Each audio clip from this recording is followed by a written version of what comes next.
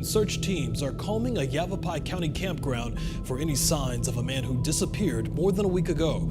Jeff Stambaugh was last seen at the Granite Basin Recreation Area on September 30th. And as Team 12's Jade Cunningham reports, family and friends are doing everything they can to find him. It's hard to believe that there isn't a sign or even a trace of him in 2 weeks when they've done all they've done. The helicopters, the drones, the people, the dogs, search parties every day. Like, where is he? Hello friends, and welcome to Red Ink. From time to time, I sort of switch up the format from scripted to non-scripted, and sometimes I feel like telling a story, or putting it in story format, and other times I feel like I just want to chat with you, even though this isn't live, but I still feel like it's a community talk, and it's usually the ones that hit me personally that I want to do this community style talk about it. And this one finally hit me personally. And it took, well, let me tell you the story. This is the story of Jeff Stambaugh. He was, or is, we don't know, but is a 62-year-old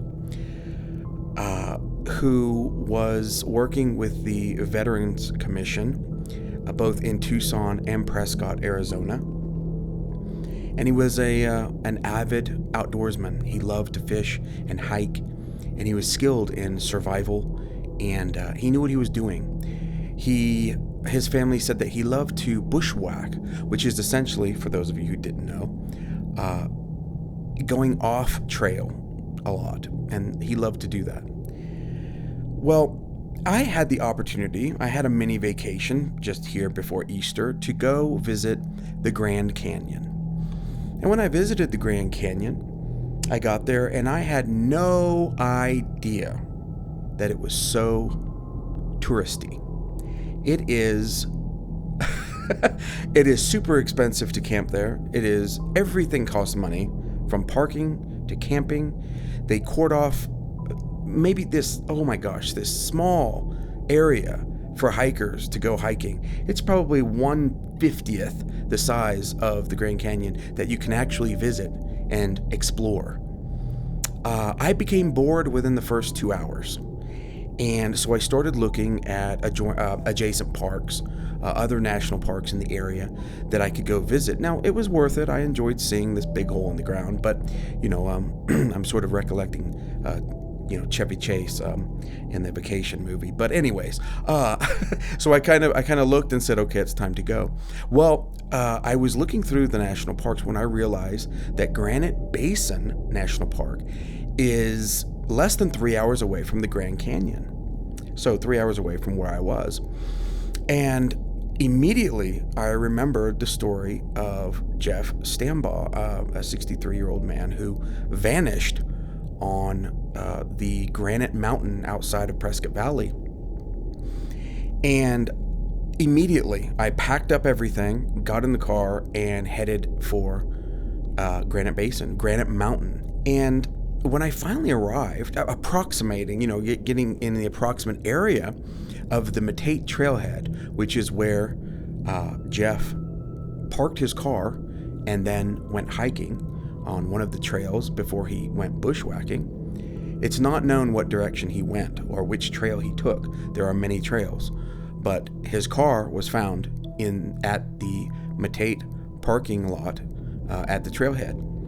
Well, my entire trip up there, I kept thinking, surely I'm lost. Surely GPS is wrong, because the roads were perfectly paved. There was not one pothole. There were not dirt roads. It was all paved, brand new. It looked like roads less than 5 years old. Signage galore. I probably counted 60 or 70 signs everything from no e-biking to, hiking here. You must pay a day rate to park, blah, blah. Dozens and dozens of signs. It looked just as touristy as the Grand Canyon, my Grand Canyon experience. So finally, I made it to the Matate trailhead area, and there is this 2 or 3 big parking lots and 2 dozen cars there. There were a couple of women reading books with their car doors open. There were people with children running around. It really set me reeling. I did not expect that.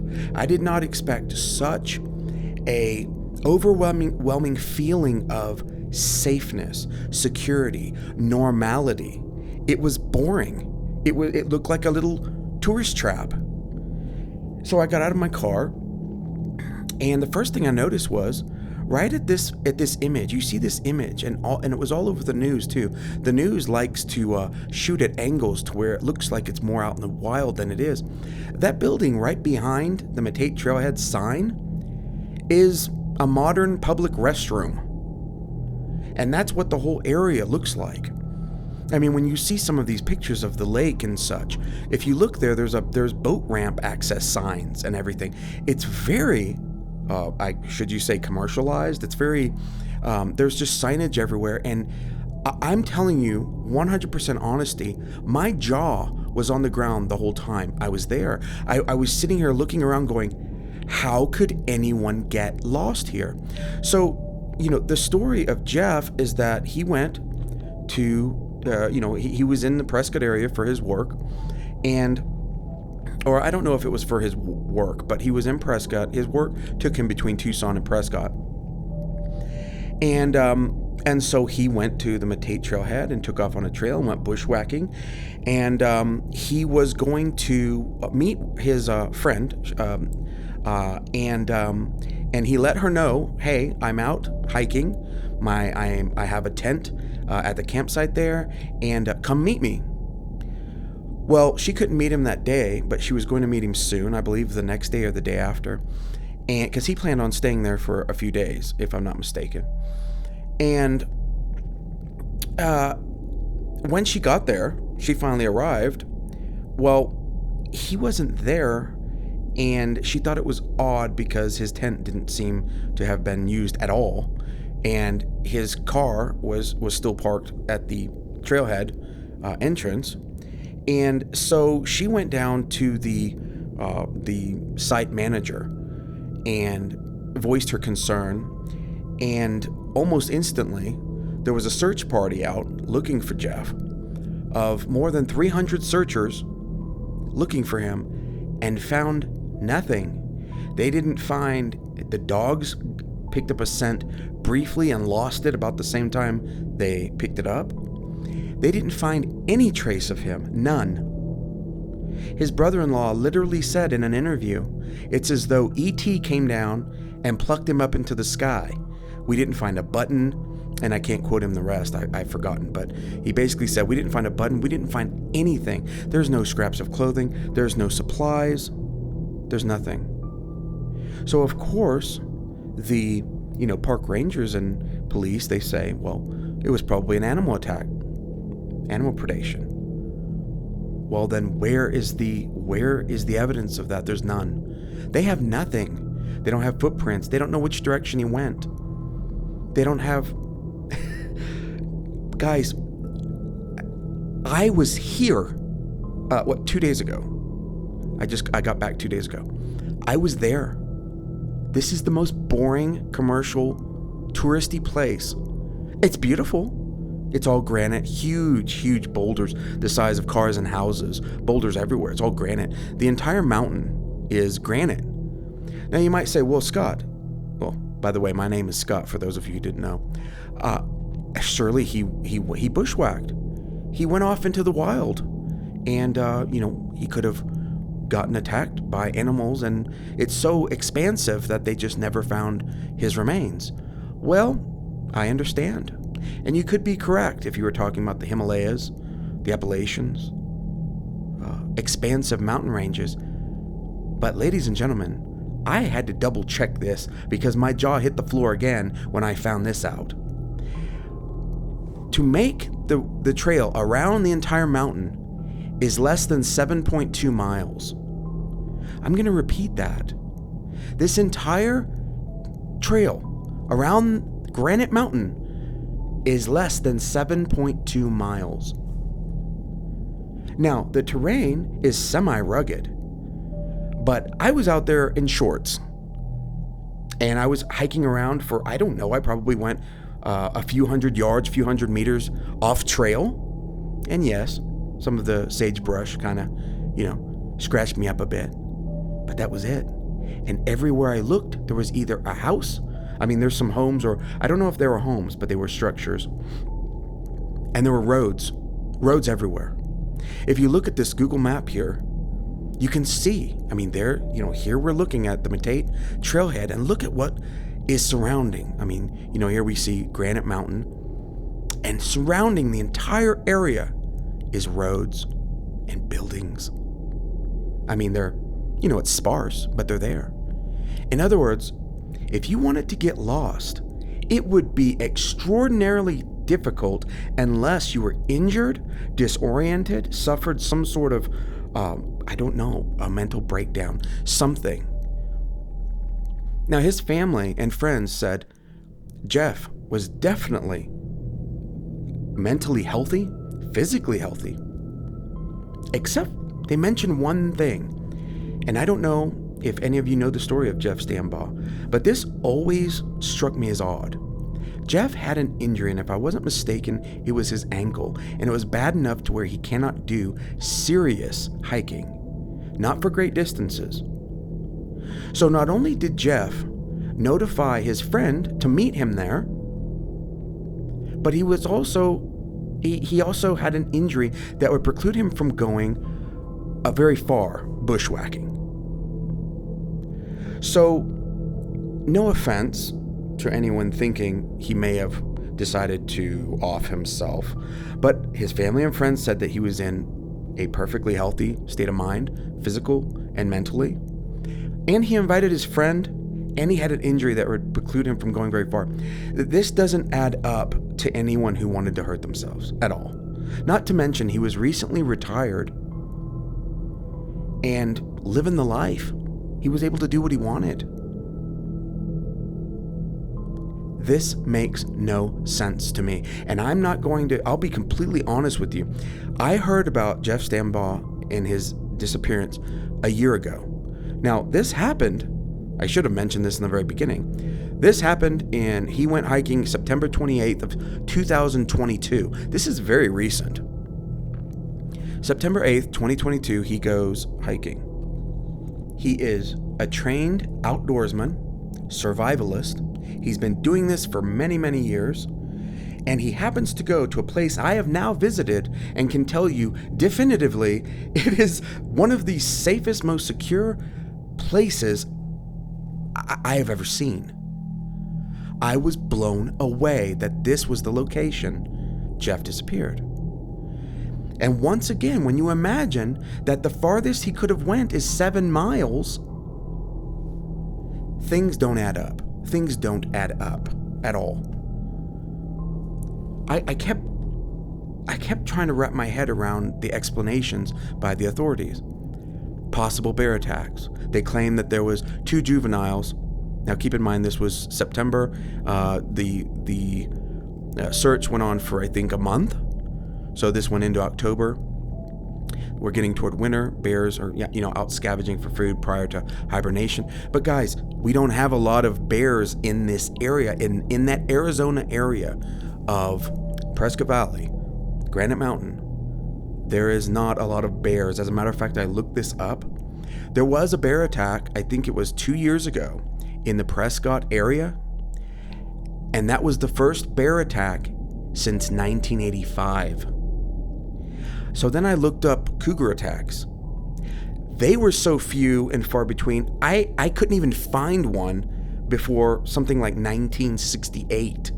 I'm sure there have been, but I couldn't find any evidence of a cougar attack of a hiker in that area in decades. So maybe he fell. Maybe he fell and 300 professionals and volunteers in helicopters and thermal equipment and dogs couldn't find his injured person. Or a month later, his remains. Talk about impossibilities. You start to get into the realm of impossibility when you say that a hiker can go out within a 7-mile range of this granite mountain and just completely disappear. So I find myself migrating from the natural to the supernatural quite quickly with this one. Many of you are familiar with Missing 411. It's become quite famous, for some people infamous. But the criteria is there, and it's let me go into it with this one. In Missing 411 vanishing cases, many times, actually part of the criteria is that these disappearances occur not only in national parks, but around bodies of water, boulders, and in particular, granite boulders. And looky what we have here. Talk about a massive concentration of granite. You have a whole mountain of it. Granite mountain. You have boulders everywhere for miles, 7 miles. You have, I believe there's a couple of lakes. The image that we saw there, that lake, I thought it was much larger. To actually go here and see, I couldn't believe it. It was so safe. It was so commercialized. That lake is maybe a couple of 100 yards wide, maybe. It's not very large at all. The whole experience of visiting the Matate Trailhead and this park was so underwhelming that my jaw was on the floor the entire time. I kept saying to myself, I was even walking around, probably saying it out loud to where people could hear me. And by the way, there were people everywhere. This is a very, very popular area. How did he disappear? In many of these missing 411 cases, they literally disappear. Someone's having a conversation with a person. They notice that they stop talking, they turn around and they're gone. You have cases where a parent sees a child go off and to pick up a berry or something. They look away for 60 seconds, they look back and they're gone. They're never found again. And it usually occurs in national parks, around water, around boulders, and in particular granite boulders. There's a lot of other criteria. You should have a look at it. But the phenomena is bizarre. There are hundreds of thousands of people missing in national parks that just vanish. Hundreds of thousands that just vanish. I'm talking vanish without a trace. I'm not talking about the ones that did succumb to their own, self-harm or, mental illness or animal predation. I'm not even including those. That number's in the millions. But this one really, really bothered me. I really took it personally because I was literally out there walking off trail, feeling safe and secure as heck, because not only could I hear the people, everywhere I looked, if I walked a few hundred yards, there was a road, or I could see a road, or I could see a building. Not to mention, this mountain is smack dab in Prescott, a fairly substantial town, large city. I mean, relatively speaking, it is not a teeny tiny town in the middle of nowhere. How did Jeff Stambaugh get lost? And how did he vanish without a trace? I just can't. For the life of me, I just can't figure it out. I was out there and I started feeling, the only time I felt some sort of, feeling of dread or a little bit of fear, a little bit of trepidation, that's the better word, was when I realized around any one of these rocks, around any one of these trees, down any one of these, gullies,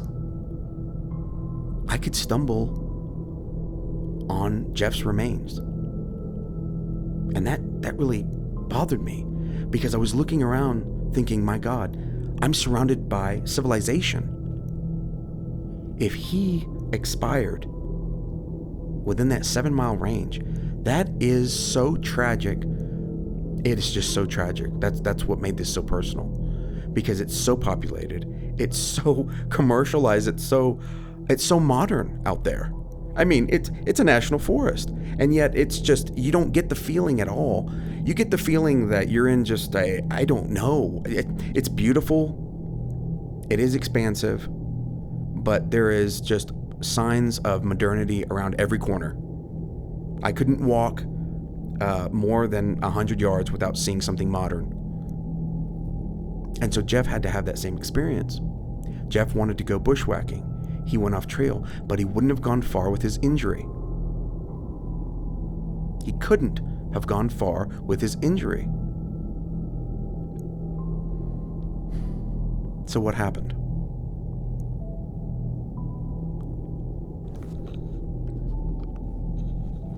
We could get completely strange with this. We could say that there have definitely been UFO sightings in the area. There have been. I don't know of any Sasquatch, Bigfoot sightings in that area, but definitely UFOs. You almost hate, I find myself, being that this isn't scripted, I find myself not wanting to go there with this one. But it feels impossible not to. I feel like something supernatural happened to Jeff. I mean, because if you visited the area the way I had, you would get the same feeling I did. You would just keep telling yourself, there's no way. There's just no way. I mean, if you injured yourself bad enough in that area, for instance, if you break a bone, if you break a leg, hiking in these type of areas in the desert, high desert, it's true. You probably wouldn't be able to. It'd be so painful you probably couldn't even drag yourself very far. But you'd still be found in a 7-mile radius. A 7-mile. Well, what would that be? 7 mile. 7 miles of Granite Mountain. You'd be found. Now, he didn't have his cell phone. His cell phone was dead. And as a matter of fact, he turned his cell phone into the camp manager for charging. And he told the camp manager that he was going to be day hiking, but he did not say where. So he didn't have his phone, which, by the way, is another point of the missing 411. It isn't a specific requirement for the missing 411, but it is very prevalent in these missing 411 cases to be separated from your phone, be separated from other people, and that's the point at which they disappear, they vanish. And many times when these people vanish in national parks, they find a shoe that's still tied. But what sort of gave me the creeps the most when I was out there, when I went off trail, was I remember that in many, many of the missing 411 cases, the remains are found months later, sometimes even up to a year later, and they're found in an area that had been searched multiple times by professional searchers. And in the interviews that I saw, they were so perplexed, so completely confused at how they could have overlooked these remains in these areas, that they in other words, they were saying it's impossible. Without saying it was impossible, they were implying it's impossible. In many of the cases, some of which I cover on in my channel, other stories, in many cases, rescuers didn't traverse those areas and search those areas once, but some of them up to 3 times. And in some cases, for instance, a couple of cases where the car was found, and of course they're going to search that entire area completely with a fine, fine tooth comb. In several cases, the remains were found within a quarter mile of the vehicle. In other words, definitely searched. So you might say, well, okay, someone attacked them and, ended their life and then played a sick prank and returned the body near the area. Really? No, people don't do that. There is no way someone would risk that. And yet, this happens quite often. So when I was out there, I kept thinking, what if I stumbled upon his remains? And that was the only part of the trip that kept disturbing me. One, because, I would prefer not to experience that. And secondly, because no matter where you looked, you're surrounded by civilization. It would have been the most tragic thing for me to have located his remains in the area where he disappeared, because it's just so populated, it's so commercialized, it's so well traveled. So being that it's near so much granite, water, being that it's situated in a national park with the abundance of supernatural activity and UFOs, I'm open to that possibility. And I'm a little embarrassed to say it just in this case because, like I say, I am taking it personally. But having been out there, it has to be something supernatural. People like to also discuss,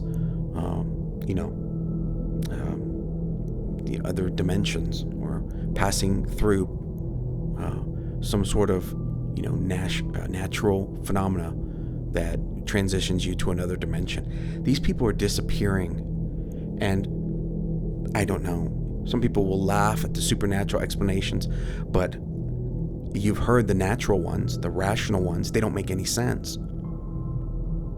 He walked out into a 7-mile park that's one of the most popular, heavily traveled parks in this area, and he disappeared without a trace.